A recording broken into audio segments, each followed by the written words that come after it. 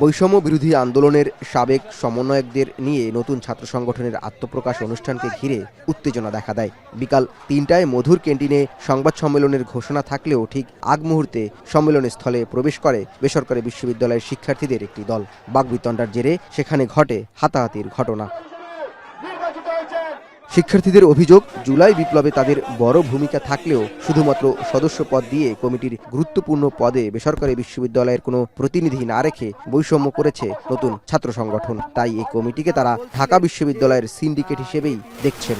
যে নেগোশিয়েশন করা হয়েছে ওইটা প্রাইভেট বিশ্ববিদ্যালয় মানে না, বিশ্লেষণ মানে না, সমন্বয় করে পরামর্শ করে যারা আন্দোলনের স্টেক হোল্ডার ছিল জুলাই গণ অভ্যুত্থানে সবার মতামতের ভিত্তিতে তারপর তারা কমিটি গঠন করা হোক। আপনারা যে সংগঠন একটা উঠালেন, আমরা সেটাকে প্রাইভেট থেকে প্রত্যাখ্যান করছি। আমরা আপনাদের এরকম সিন্ডিকেট ভিত্তিক এইটা মানি না। উদ্ভূত পরিস্থিতিতে ঘোষিত সংবাদ সম্মেলন ভণ্ডুল হয়ে গেলেও পূর্ব নির্ধারিত সময়ের 2 ঘণ্টা পর মধুর ক্যান্টিনে আসেন নতুন কমিটির আহ্বায়ক আবু বাকের ও সদস্য সচিব জাহিদা হাসান। এ পর্যায়ে আবারও ধস্তাধস্তিতে জড়িয়ে পড়ে দুপক্ষের শিক্ষার্থীরা। পরিস্থিতি কিছুটা স্বাভাবিক হলে জুলাইয়ের চেতনা অটুট রাখার কথা জানিয়ে আনুষ্ঠানিকভাবে ঘোষণা করা হয় নতুন ছাত্র সংগঠন বাংলাদেশ গণতান্ত্রিক ছাত্র সংসদের নাম ও এর আহ্বায়ক কমিটি। আমরা বাংলাদেশ স্টুডেন্ট ফার্স্ট স্লোগানকে সামনে রেখে আমরা জুলাই অভ্যুত্থানের শক্তি থেকে একটি নতুন এবং ইউনিক ছাত্রদের পক্ষে ছাত্র সংগঠন ঘোষণা দিতে চাচ্ছি।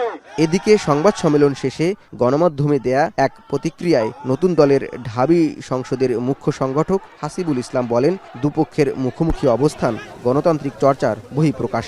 নতুন কমিটি নিয়ে তৈরি হওয়া জটিলতা শীঘ্রই সমাধান হবে বলেও প্রত্যাশা তার। একটি নতুন ছাত্র সংগঠনের আজকে ঘোষণা হয়েছে।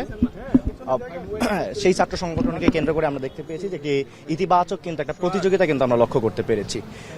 ইতিবাচক প্রতিযোগিতায় কেউ এগিয়ে থাকবে কিন্তু কেউ পিছিয়ে পড়বে না। ইতিবাচক প্রতিযোগিতা বাংলাদেশকে এগিয়ে নেবে, এটাই আমাদের প্রত্যাশা।